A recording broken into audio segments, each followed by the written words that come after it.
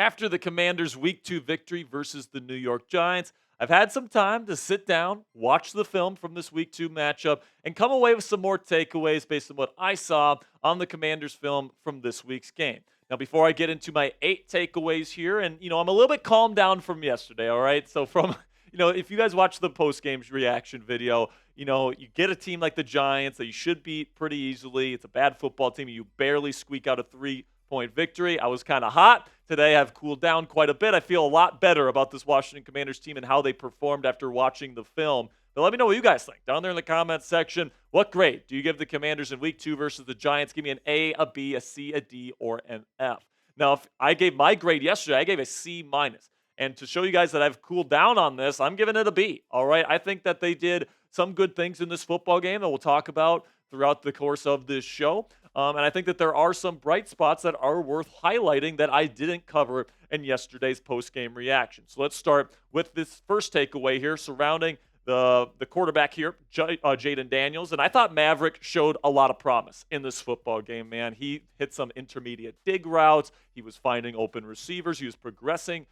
He was putting the ball down the field more often than he did in Week 1, where he really relied on his legs. And, Jayden did take a couple shots in this football game, to the ribs, and that was kind of scary. And, he did, have his fair share of runs himself. But, man, 226 yards passing for a rookie quarterback going up against a lot of pressure that he faced in yesterday's ball game. I thought that he did a really good job. He was very efficient, 23 of 29. If there's something that's not there for Jayden, he's taking off and he knows when to use his legs. So I think he showed a lot of promise. Obviously, you want to see him do a better job at getting the team into the end zone. 6 red zone trips yesterday, no touchdowns. Now, there was penalties with that. It wasn't all on Jayden.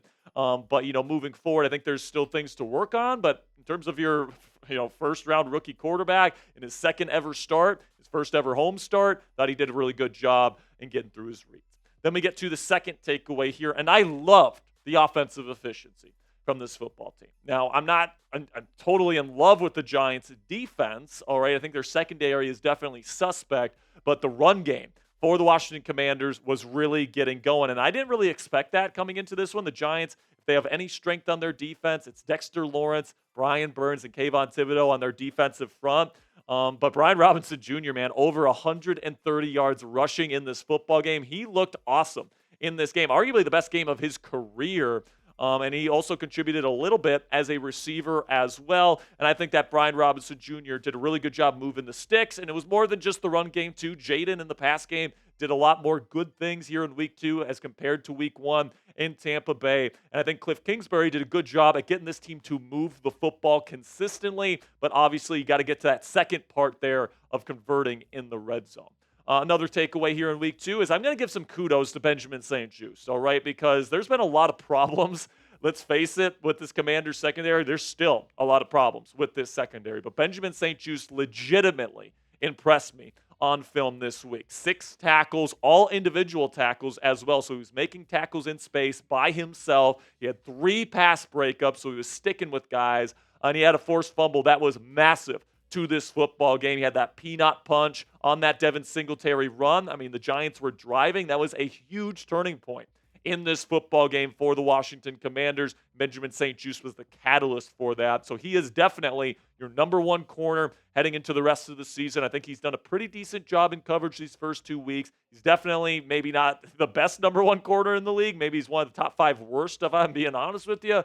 But he's what we got, and he had a good game in Week 2. Then we got the 4th takeaway here, which is that the running backs are legit. We already talked about Brian Robinson Jr. earlier in the show, but he has been awesome through the first 2 weeks. I think Week 1, a little bit of a slow start for him, but in Week 2, he really did a good job through the first 2 weeks here. 173 yards rushing and a touchdown that he had in Week 1 versus the Buccaneers. But I've also been very impressed with Austin Ekeler, specifically with him being a receiver for the Washington Commanders. Now, to this point, 10 carries for 48 yards, not necessarily anything super remarkable, but I think when you add to the fact that Eckler's been really dynamic and explosive as a receiving option for Jayden Daniels as kind of a safety blanket, and he's making guys miss. He looks smooth out there. He looks like the Austin Ekeler that was back with the Chargers days. Now, he's not dominant like he was. He's not. He maybe doesn't have the the tread on the tires that he once had. But I do think that he provides value to this offense, and I'm very excited to see this running back duo play for the rest of this season. It's probably the biggest strength, if I'm being honest with you, on this offense right now.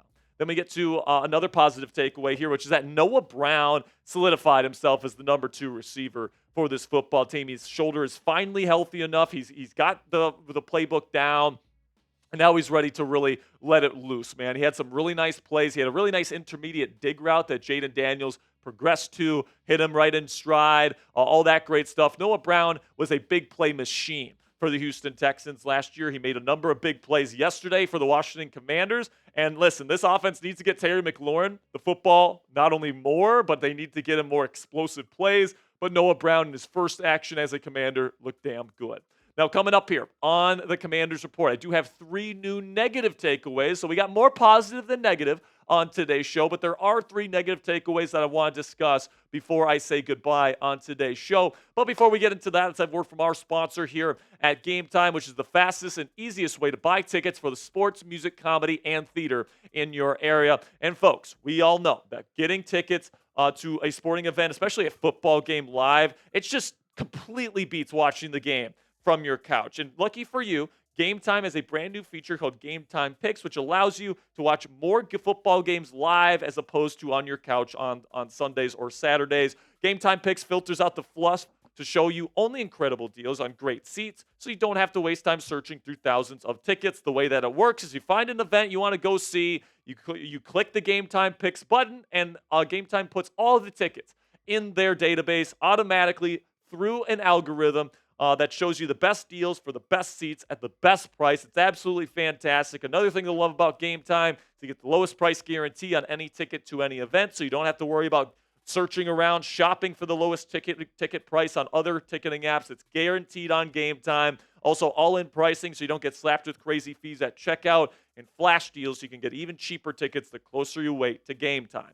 Take the guesswork out of buying tickets with Game Time today. Download the Game Time app, create an account, and use code CHATSPORTS. It's one word, all caps, CHATSPORTS for $20 off your first purchase. Terms apply against just for that first purchase. Create an account with Game Time and redeem code CHATSPORTS for $20 off. Download Game Time today. What time is it? Game Time. So first negative takeaway here on my list is where the heck are Jonathan Allen and Daron Payne? I mean, holy cow. This team is paying these guys over a 4-year stretch more than $160 million.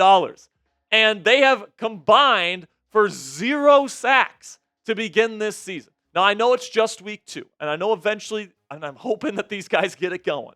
All right, but these guys are supposed to be the cornerstone of your defense, and they're kind of nowhere to be found, all right? Like, I think in the run game, they're doing okay, but you're paying them as much money as you're paying them to be disruptive interior pass rushers. And right now, neither of them are doing that. I thought Daron Payne had a decent game in week 1, but Jonathan Allen, to this point, has been invisible to this point as a pass rusher, at least in my opinion. Cleveland Ferrell is the guy on this defensive line with 2 sacks, not the 2 guys on the interior that you're paying all this money to. So that investment that this team made, I know it was the former regime, but this investment that they have made in these 2 defensive tackles definitely doesn't look good at this point. And these 2 guys need to get it going if they want to not only get this defense to play at a higher level, but also for Jonathan Allen to just even be on the team, all right? Like, if Jonathan Allen doesn't continue to get better, or if he doesn't get better throughout this season,